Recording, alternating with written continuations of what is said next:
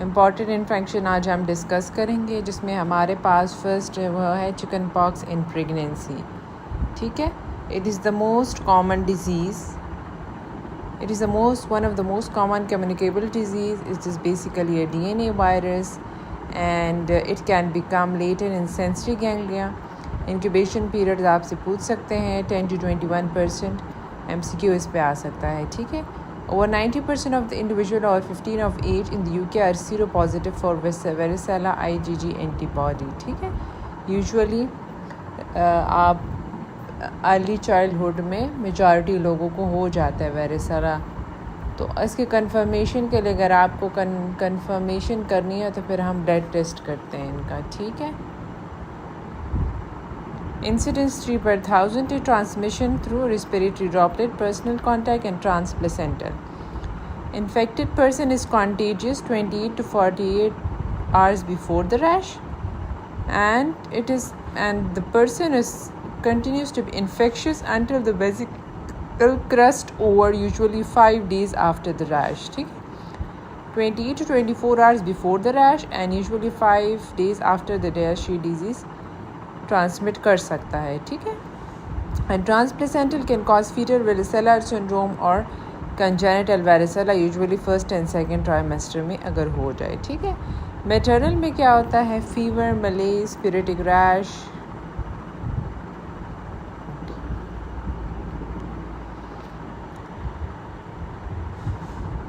Okay, Assalamu alaikum students, hope you are all doing well and in a good health. Today our topic for discussion is infections in pregnancy.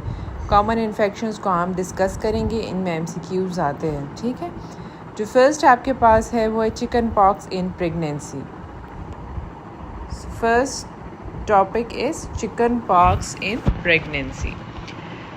तो chicken pox basically क्या है, it is a communicable disease है। Incubation period important है। Early childhood में आपको varicella अक्सर chicken pox हो जाते हैं तो वो फिर इम्यूनिटी डेवलप कर ले बॉडी करते हैं। ठीक है, इसका कहता है ये पेशेंट इन्फेक्शियस होता है और ये ट्रांसफ़र कर सकता है अनदर पर्सन को। तो जब भी आपके पास एनवायरमेंट से, ठीक है, इट्स वेरी इंपॉर्टेंट। ट्रांसप्लेसेंटल इन्फेक्शन में फीटल वेरिसेला सिंड्रोम और कंजेनिटल वेरिसेला हो सकता है। ठीक है, आपके पास सिम्टम्स मदर एंड एक्सट्रीमिटीज़ तक जाते हैं। ठीक है, फीटल में आपके पास अगर आपके पास अर्ली प्रेगनेंट होगा तो आपको तब ये चीज़ें नजर के पास microcephaly, bowel and bladder dysfunction, cortical atrophy and mental retardation. ठीक है, न्यूनेटल वेरिसेला का। ठीक है, और इसमें आपके पास कॉम्प्लिकेशंस क्या हो सकते हैं, मदर में भी आपके पास नमोनिया, एनकेफेलाइटिस और हेपेटाइटिस हो सकता है। तो ऐसी मदर को भी आपने विजिलेंट मॉनिटर करना है। ठीक है, अगर आपको लग रहा है एक्शन होते हैं। ठीक है, डायग्नोसिस है तो आपने क्या करना है, यूजुअली अगर आपको वेसिकल आपने रिलैक्स हो जाना है कि पेशेंट का ऑलरेडी एक्सपोज हुई है। ठीक है, अल्ट्रासाउंड आप करेंगे, डिटेल जीन आपने क्या रेफर टू फीटो मैटरनल। तो आपने अभी एक वो बताया हुआ है कि अगर या दूसरी प्रेग्नेंट वोमेन थी और उसको कोई वेसिकल्स निकल आए थे। ठीक है, तो फिर आपने बनाया क्या ऑलरेडी तो फिर आपने क्या करना है, सीरम में वेरिसेला ज़ोस्टर एंटीबॉडीज़ देखने, IgG।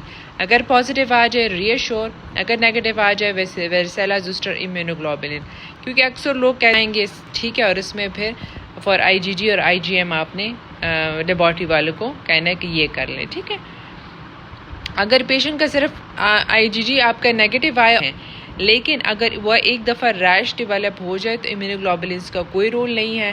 फिर आपने रैश के लिए with in 24 hours of rash appearance आप ओरल एसाइक्लोविर देंगे। ठीक है, आपके दो बातें समझ आ जानी चाहिए कि इम्यूनोग्लोबुलिन्स किस में देना है और एसाइक्लोविर। रैश डेवलप हो जाए तो फिर इम्यूनोग्लोबुलिन्स का रोल नहीं है।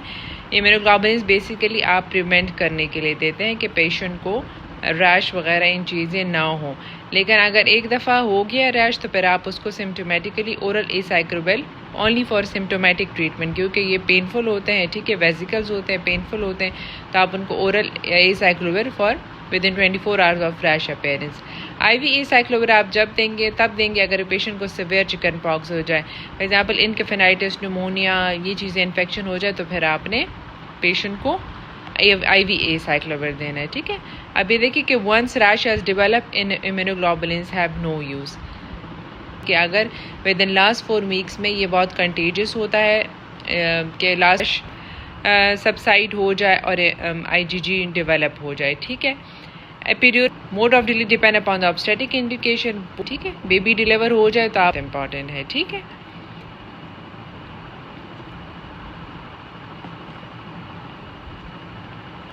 फिर इसके बाद आपके पास रुबेला है। रुबेला इसके one of the most teratogenic infection है, कॉज बाय टोगा वायरस है, ठीक है। क्योंकि इन्फेक्टेड पर्सन कंटीजियस कब होता है? From 7 days before symptoms and to be infection until the 4 days after rash appear, ठीक है। रैश अपेयर हो जाए उसके 4 days तक पेशेंट कंटीजियस होता है, दूसरे पेशेंट को वो ट्रांसफ़र कर सकता है इन्फेक्शन, ठीक है। Transplacental infection can cause congenital rubella syndrome कर सकता है, ठीक है, जो early up to 10 weeks 90% chance है, ठीक है। सिम्टम आपके पास कौन कौन से हो सकते हैं? Fever, malaise, coryza, mild conjunctivitis होता है, lymphadenopathy, post auricular and sub occipital glands, ठीक है। Rash is transitory, erythematous mostly located behind the ear and subtle glands.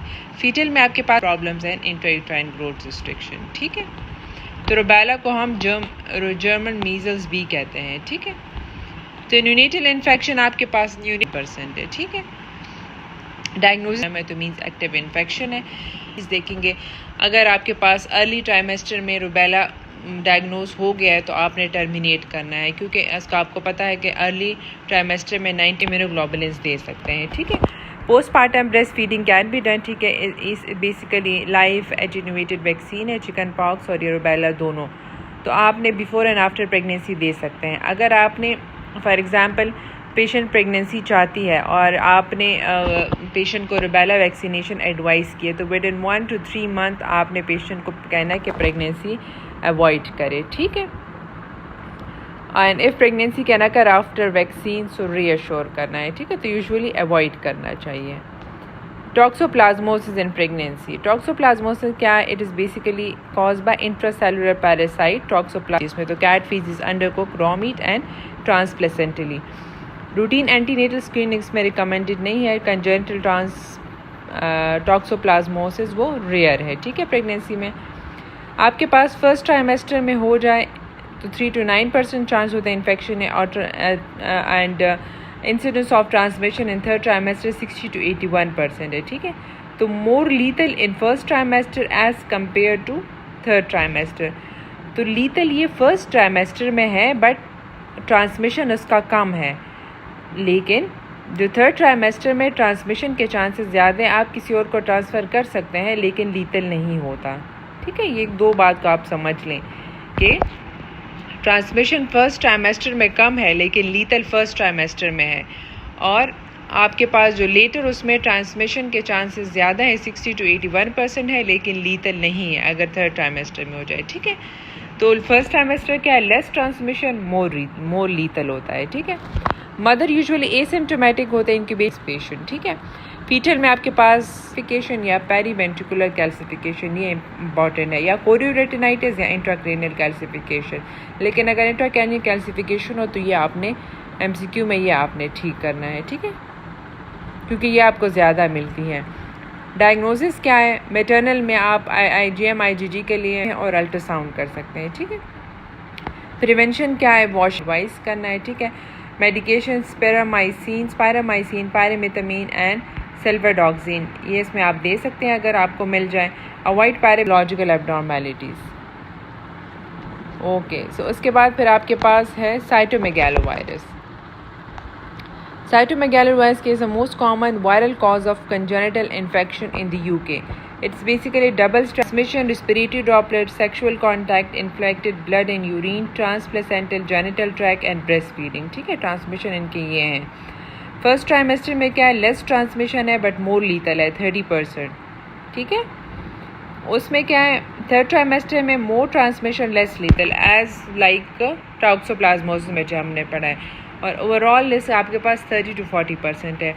Maternal में आपके पास क्या क्या सिम्टम्स होते हैं? Patient malaise, headache, fever, myalgia, cervical lymphadenopathy, pneumonia and hepatitis के साथ हो सकता है, ठीक है। फीटल में आपके पास congenital cytomegalovirus infection which include hepatomegaly, splenomegaly आपको स्कैन पे या, ठीक है। और न्यूनेट में एसिम्टोमेटिक 90% और 10 to 15% सिम्टोमेटिक होते हैं। तो न्यूनेट में आपके पास usually sensory neural hair loss होता है, microcephaly, motor deficit and chorioretinitis and mental retardation, ठीक है। अगर